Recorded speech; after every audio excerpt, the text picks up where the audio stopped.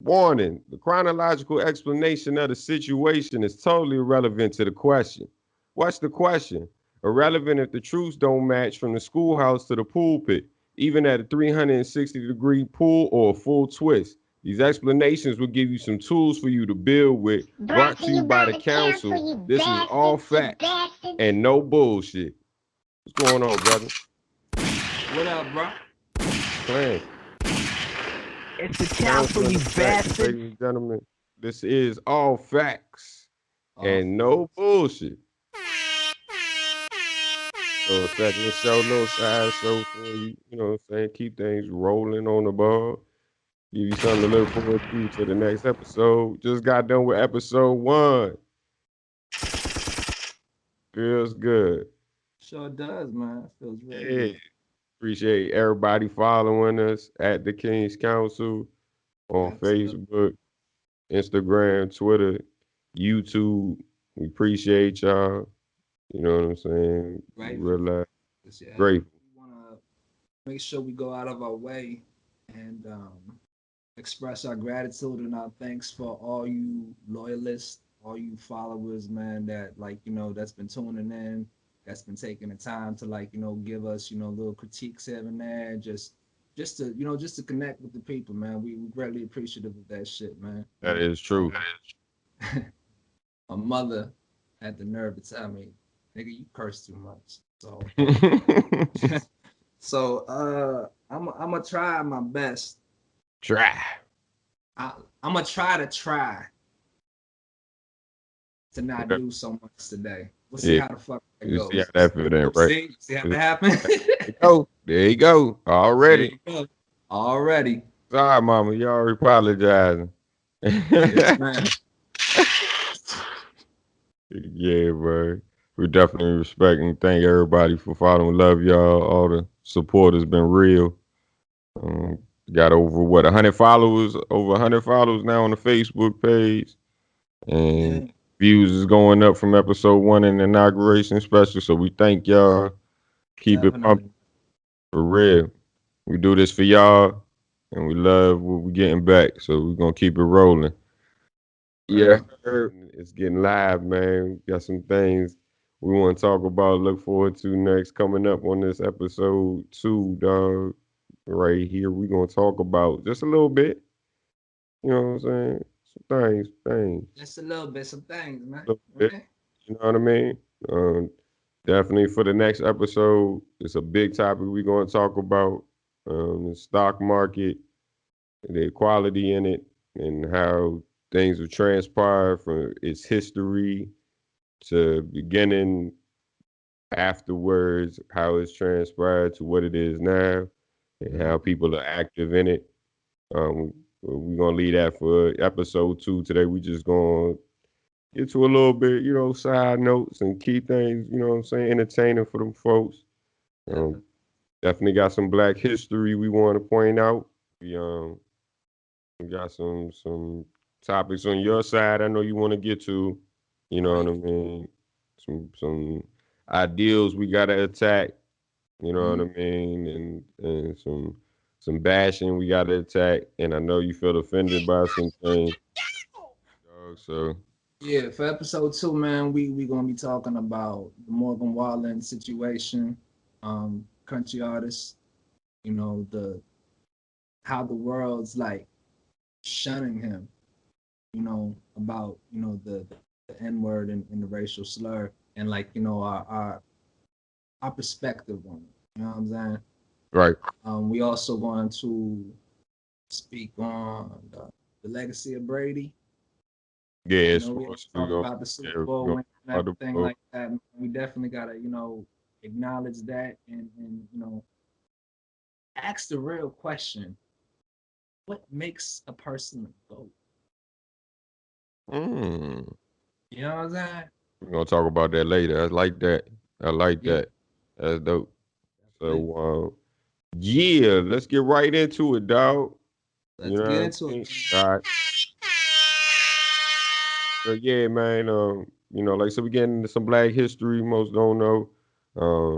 On this day in 1970, February 13, 1970, the first black broker was introduced onto the New York Stock Exchange floor, and that was Joseph L. Searles III.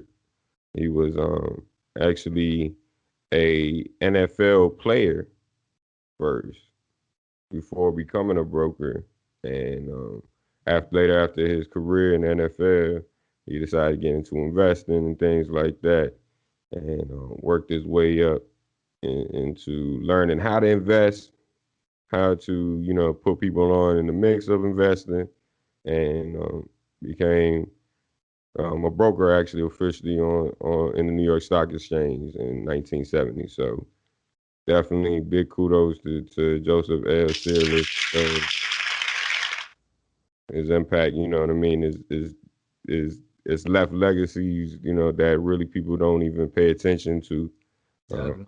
and his works is something that most people should be, you know what I mean, inspired by, because Absolutely. this guy definitely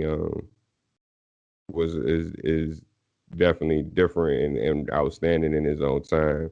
You know what I'm saying? But like I said, he was a professional football player, lawyer, businessman. And he grew up from Fort Hood in Texas and came out of there to go to the law school of George Washington University, and he went to Kansas State. So, you know what I mean? He just worked his way up from humble beginnings and never, never was complacent. Um, a lot of people don't know that he, helped make Chase Morgan Bank. Hmm. Yeah, he was like senior vice executive or something like that. Oh shit. Um, and and and then he had other, agencies he worked in, the New York Mortgage Agency, where he was the chairman and director of the state. And he's, helped responsible for, housing issues that he cleared up for more than $600 million. And Hmm. like I said, he was the vice president to the public finance department for what is now JP Morgan Chase Bank. So before it was Hanover Trust Company. Word. Yeah, manufacturers at Hanover Trust. So definitely somebody, if you haven't gotten your research and definitely want to get your research in, man, he broke doors for a lot of businessmen, investors, and things like that to come up in a white man structural, you know what I mean, kind of complex world of business. There's some other facts we're coming up onto historically and horrifically. It's marking 100 years since the Black Wall Street riot, murder, massacre incident.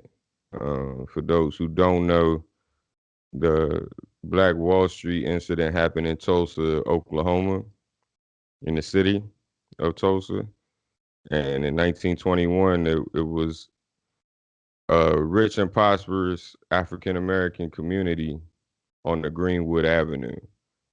And it was so lustrous because it kept the money flowing within the community. It didn't go outside of the community. It didn't look forward to having help outside of the community. They literally kept everything flowing from every business of barbershops, markets, mechanics, and anything else you could think of at that time. Pool halls and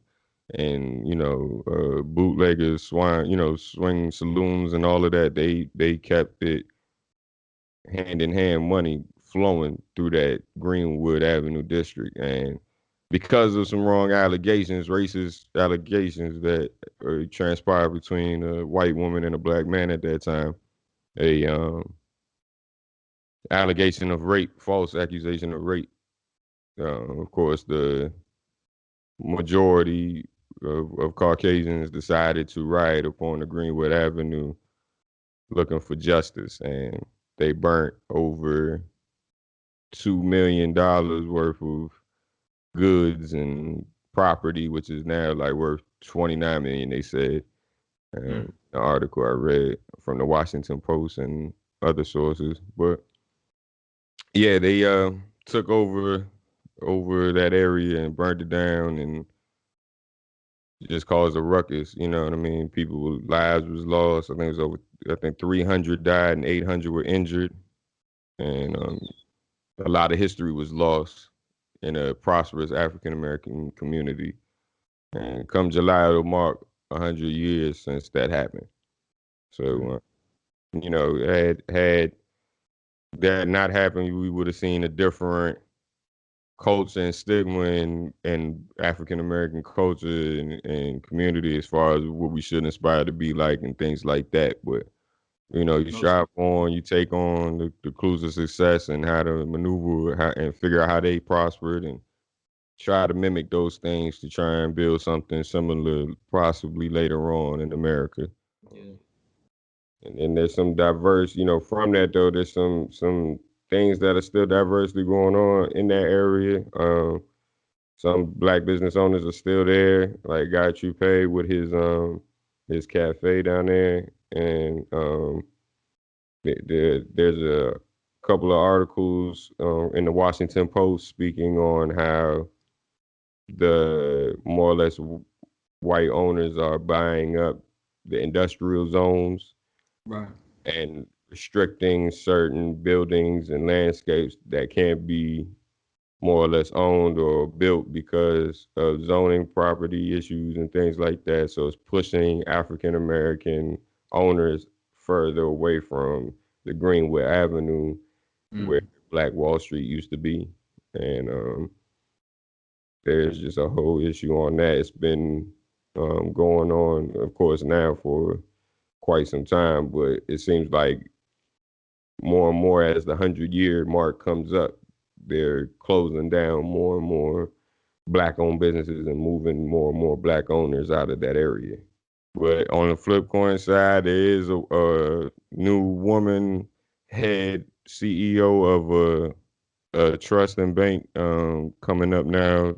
Heard it's on the lookout. It's taking storm of the New York Stock Exchange and possibly other markets. It's Cybert Williams and Shank. It just merged from other previous owners and names. One notably, I think it's Cybert, Cicero's and Shank. But Suzanne Shank is the CEO, and she's a head you know figure in not only for women but for African American history too, because she's one of the most prosperous right now in the New York Stock Exchange with her own company and That's what's having up. her own name. Yeah, so big kudos in architecture, manufacturing, everywhere. We doing it. So let's keep Absolutely. on prospering on, man. So we salute y'all here at the council, just in case Definitely. nobody else does. Keep on keeping on.